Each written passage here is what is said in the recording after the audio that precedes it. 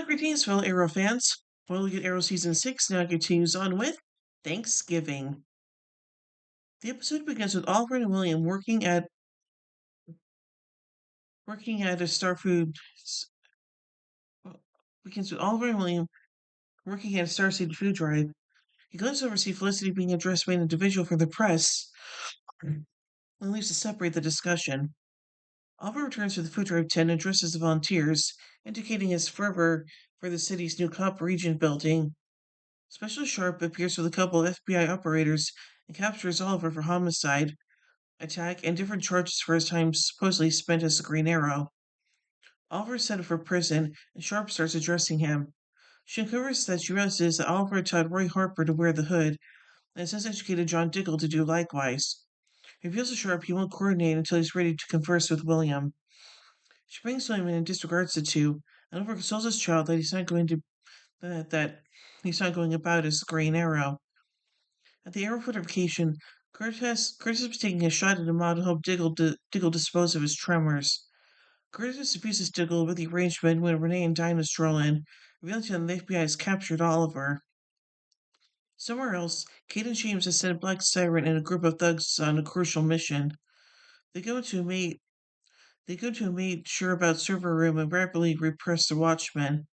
Dark Siren utilizes the child to break into a safe and takes the nanothermite Kate had needed. They move Oliver to a normal prison cell, and Dinah approaches him to talk.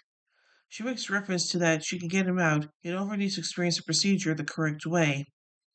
Back at the dugout, Curtis educates Diggle regarding Black Siren's break-in the earlier night. Curtis clarifies the procedure behind transforming nanothermite into a weapon, and the two call Felicity to ask what they could be utilizing it for. She's hurried and hangs up on the grounds as she strolls into the court for Oliver's underlying appearance. Oliver's lawyer, Oliver's lawyer movements Officer moves to excuse the charges in its absence of proof. The Point Authority doesn't take the lure, deciding to keep being investigated.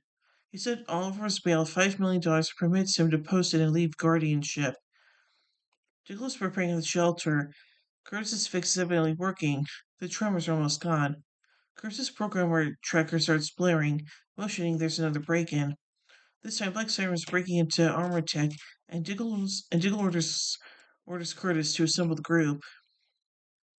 The group unites on the Emertic office, breaks in, and begins battling with the Watchmen. During the battle, Diggle breaks down. He's rarely having any response to Curtis's fix. The Maynard group progresses forward, deserting Diggle. They're unable to get anywhere nearer to Black Siren as she started crushing the area of the wrongdoing. She gets away from Solid. At her HQ, Renee and Dinah are advised Felicity regarding Diggle's tremors, and she's disturbed Diggle never advised her. Somewhere else, Diggle's been admitted to an emergency clinic, and specialist advises him that he's experiencing withdrawals from as of late going off the steroid for his tremors. Felicity calls Curtis and Diggle that the latest thing Kate and Black Siren took will permit them to make a monstrous bomb. Curtis gets back to the fortification and begins to support Felicity and Renee. Conceptualize potential areas that Kate would need to bomb. Oliver visits Diggle in the clinic and uncovers that he thinks about Diggle's nerve harm. He reveals to Diggle he's baffled in his activities, which could have undermined the group. Oliver and Diggle get into a battle, and Oliver leaves Diggle's space to go visit Thea, who's still in a state of unconsciousness.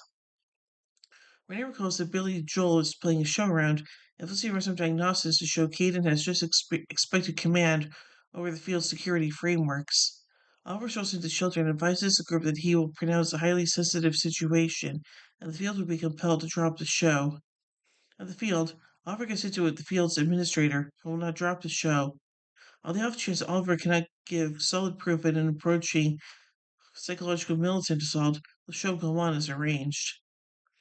Dinah and Lance are discussing Black Siren, Laurel's detestable doppelganger. He's, despite everything, scrutinizing his emotions towards the reprobate. Oliver comes back to the emergency clinic, where Douglas is preparing to be released. Oliver apologizes for his previous activities, and the two start discussing Oliver's capture prior in the day. Diggle discloses to Oliver his finding. The nerve harm in his arm has ventured out into his back, and as he proceeds out in the field, there's opportunity he might have been incapacitated. The two offer some kind of reparation, and Oliver educates Diggle of Kane's arrangements to assault the Billy Joel show.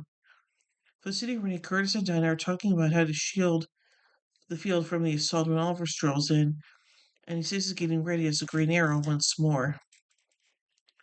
The group reunites on the field and sets up an alarm to try to clear the field. Cops close to the passage have a go at persuading the showgoers that it's a bogus alert and to Renee begins firing weapons at the roof, instigating a charge. Felicity discovers said the cops are phony. They're on the finance of Kate and James. Felicity's ready to find the bomb on cameras when she understands it's a bait.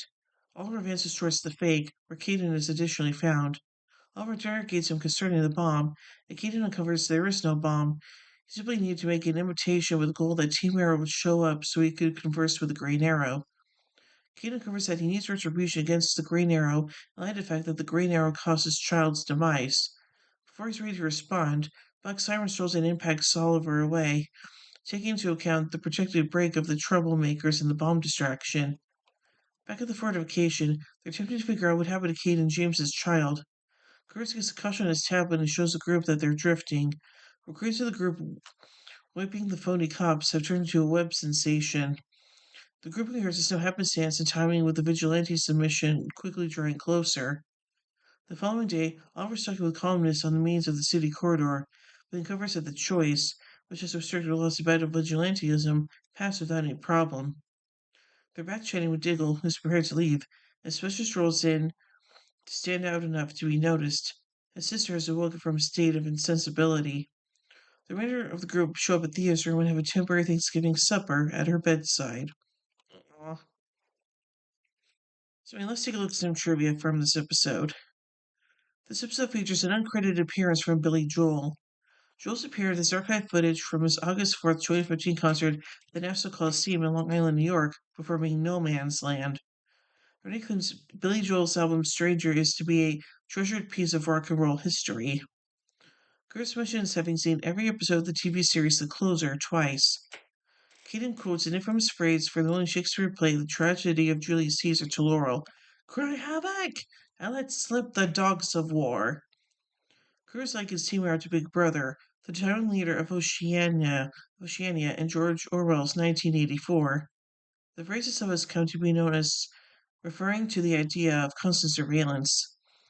Felicity informs the team that the thermobaric bomb is down Corridor 52, a reference to the New 52, a 2011 relaunch and revamp of DC's comics, or even to the 52 comic book series. This episode aired on Thanksgiving Day in real life and is the first Thanksgiving-themed episode of Arrow. And now, finally, let's take a look at some goofs. Several times throughout this episode, people refer to Star City as Starling City, even though the city's name had been officially changed 2 years previously. Felicity says the name of the drug that woke up Thea's brain is a new form of Zolpidem. Zolpidem is generic Ambien, which is a sedative drug that treats insomnia. So I think this episode is pretty interesting, and the fact that it actually aired on Thanksgiving is also kind of nice as well. So yeah. So overall, I give Thanksgiving 4 arrowheads out of 5. Well, anyway, tune in because we'll the next episode, Crisis on Earth X Part 2. So until then, in the words of Oliver Queen, you have failed this city.